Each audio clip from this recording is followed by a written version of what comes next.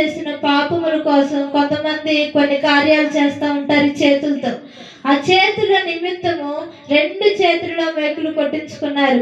మన తలతో తలంపులు, ఆలోచనలు, మన మైండ్లో మనం ఇక్కడే ఉంటాం కానీ మన మైండ్ ఎక్కడెక్కడో తిరుగుతూ ఉంటుంది. ఏదేదో ఆలోచన చేస్తూ ఉంటుంది. ఈరోజు ఇది చేయాలి, ఈరోజు అది చేయాలి, లేకపోతే ఇలా ఉండాలి, అలా ఉండాలి, ఇది చేయాలి అన్నట్లుగా మనం మాట్లాడుతూ ఉంటాం, ఆలోచిస్తూ ఉంటాం. ఈ ఆలోచనలన్నిటి కోసం ప్రభువు తన తలపై ముళ్ళ కిరీటం కూర్చారు.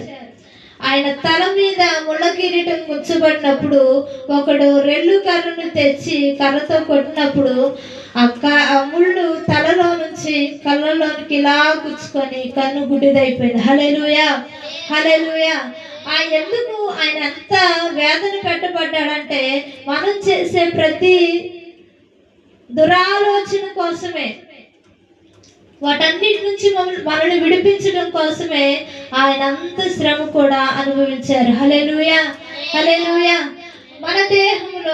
మన దేహముతో మనం చేసే ప్రతి పాపం నుంచి మనల్ని విడిపించడానికి ఆయన కలువరి సిలువలో బల్లెముతో పొడవబడ్డాడు. హల్లెలూయా, హల్లెలూయా.